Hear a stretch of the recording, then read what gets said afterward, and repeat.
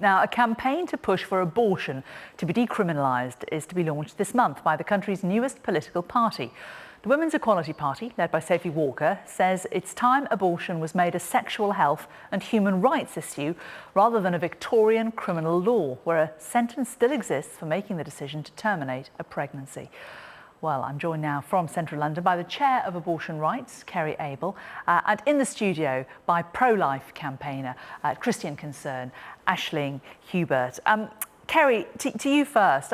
I was astonished, actually. I didn't realise that there was a life sentence still in law that a woman can be forced to serve if she has an abortion. I mean, this is a very old law, admittedly. Do you think a lot of women know that actually something that's inside their bodies is subject to criminal law and not medical guidelines? Yeah, I think that is surprising for people. And the first thing is, this law is from 1861. Queen Victoria was on the throne when this legislation was enacted, and I think it's really old. It isn't in Scotland. They manage perfectly well without it. And what we're talking about, abortion, from abortion rights point of view, we've had a position against decriminalisation of abortion ever since we existed. And we're talking about two clauses in the 1861 Act that I just don't think is relevant anymore. We don't live our lives in the same way as we did in the 1860s. Let's put that to Aisling Hubert. I mean, it's a very old law. It's a law that existed before women even had the right to vote. Yeah. It was a very different time. Yeah. Why do you think it's still appropriate that something that happens inside women's bodies is enshrined into a law that can lead to them going to prison for life? Yeah, well, when you look at the Offences Against the Persons Act, by definition in the title itself, it's to stop offences against people, and that includes the unborn child. So in that same act, we might say, yes, it's an old law, but it protects actually our lives from offences against us. So inherently, it's recognised that the preborn child is a human being, and therefore, if it is human, what would we expect the law to be when it comes to protecting life? That's a fair point, isn't it, Kerry? Lots of the laws that we use and abide by have been set down. Some of them date back to Roman times in principle. Just because a law is old doesn't mean it's out of date. Yeah, but this law is out of date, and we've got the 1967 Abortion Act now, so abortion is legal. So I don't think that this is necessarily relevant. And as I said, they don't have this law in Scotland. There's plenty other laws that protect women, for example, from domestic violence. That's what we're talking about. But this is about criminalising women and girls who are perhaps taking pills to take charge of their own destiny. And it's dangerous because it puts them in it worries them about trying to get medical attention if they need to, because there's a life sentence potentially hanging over their head. And also, I think it's not able to be proved really, because if somebody's having a miscarriage, there's a worry that there's a concern that they'll be questioned and second-guessed, and then potentially have a life sentence over their head for something like a miscarriage.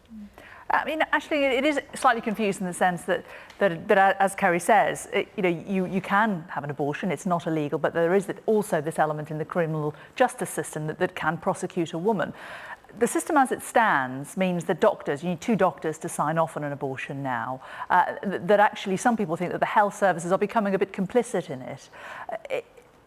As the situation stands at the moment, even though it is in law that a woman can have a life sentence in prison for doing it, that's not happening in practice. So what merit is the law? It's not actually being used.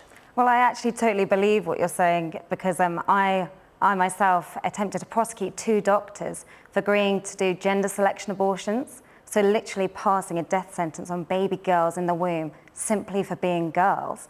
And the case was dropped by the CPS, and I was left with a £47,000 bill to pay and a potential prison sentence if I don't pay that bill for trying to prosecute doctors who are willing to kill little girls in the womb simply for being girls. So I'm totally for women's rights, but first and foremost, their right to life above all other rights. But isn't a fundamental heart of women's rights their ability to decide what happens to their own body? I totally believe that women should be able to decide what happens to their own body and to their lives, But what about these women's rights? What about the little babies in their wombs? I think our right to choose should stop when it infringes on another person's right to life. Kerry, you're frowning there. Well, I think there's confusing several different things. So the call for decriminalisation is to take it out of the criminal code and to take this life sentence away from women. So that's punishing the woman. What you were talking about is the doctors, and actually the CPS showed that the doctors had followed the guidelines. The guidelines are to ensure that a conversation happens between the doctor and the woman, so that the decision is made. I mean, I don't think that two doctors should have to make this decision, but the decision is made based on the woman's circumstances and her health and her mental health.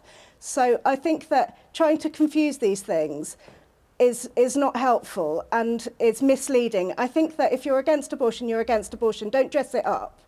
1 in 3 women will have an abortion in her lifetime, and we want to make sure that abortions are safe and legal and accessible, and so that, you know, normal women can choose what they do with their bodies. But I definitely, if women are going to have abortions, I believe they're being completely deceived about the reality of what abortion is. 1 in 3 women have at least one abortion, you're totally right. But if they're going to have an abortion, let's talk about what abortion is. It's the intentional, literal decapitation, dismemberment and disembowelment of a little human being. You can look on abortsystem.co.uk and you see the footage yourself. Well, it's a... Obviously, it is that the procedure is what it is. There are lots of medical procedures that are deeply unpleasant and that nobody would wish to look at. Yeah. But the fact of the matter is, it's about the woman's right to choose whether or not she goes through with that. No woman goes into an abortion thinking this is going to be a picnic, does she? Oh, absolutely, well, and I would never say... Sorry, that was just to Ashley.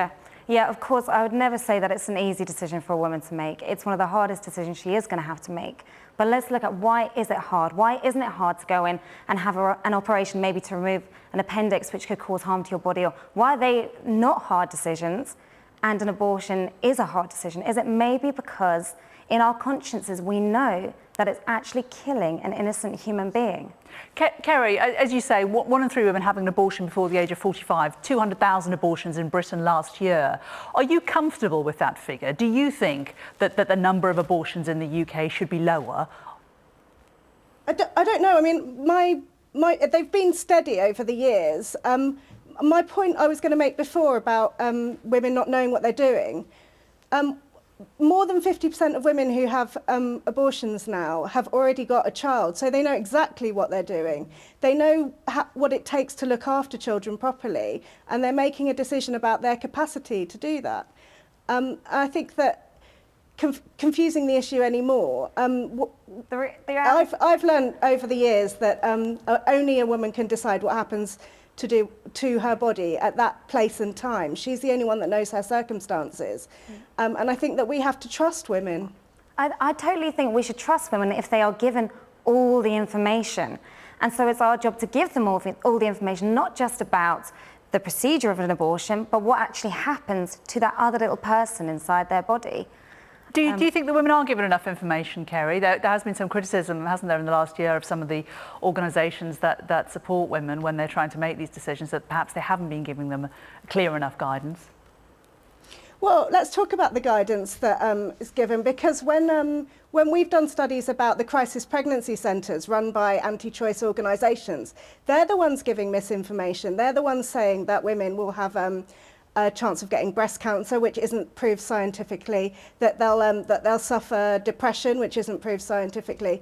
So I just think that, you know, the information that anti-choice organisations want to give isn't accurate. And I think what they're concerned about is giving accurate information, really. And that is what the conversation between the doctor is. That, you know, that's what there are 2 doctors involved in this, and then the clinic. And there's loads of opportunities for women to ask these questions. And we don't get an overwhelming feeling from women that they're not getting this information, or they're not satisfied with their choice. What they are unsatisfied is with the access. Okay, we've only got time for one. Access. We've only got time for very briefly one more. But Ashley, do you think that by keeping abortion as a criminal act, it's actually going to reduce the number of women that actually have it? Do you think it actually achieves anything? Well, at the moment, I'm sad to say that we're not enforcing the law. as it was written. Do you think it should be enforced? Would you like to see women going to prison for life for having an abortion? I would like to see the lives of all human beings protected under does the that mean human women rights, going to prison for having an abortion? Under the Human Rights Act, which says that all of us have the right to life. So I would ask, what would we want the law to say when it comes to a human being's right to life? And how far should we go to protect their rights to life? I mean, most people don't know that at 16 days, it's been detected that heartbeats detected at 16 days, and at 6 weeks, brain waves, and most abortions happen after that time. I'm just trying to get from you a really clear yes or no answer, though. Do you think that women should go to prison for having an abortion, potentially for life? Yes or no? So at the moment, most women, because they don't know that it's a little human being inside their body. I'm sure women know when they get pregnant that there's a human being inside them. Well, we have talked to women that have said, no, the doctor said it's a clump of cells. It's not a human being, it's just a clump of cells. But do you think, yes or no, women should go to prison for having an abortion? I believe that in the future, at the moment, no, because it's legal in this country. But when if the law became illegal, if it made it completely illegal to have abortions, then we should be protecting the lives of pre-born children in the same way we should be protecting the lives of born children. Okay. So. Good to talk to you both. Aisling Hubert from pro-life campaign Christian Concern and also Kerry Abel from Abortion Rights. Thank you both very much for coming in and talking to us.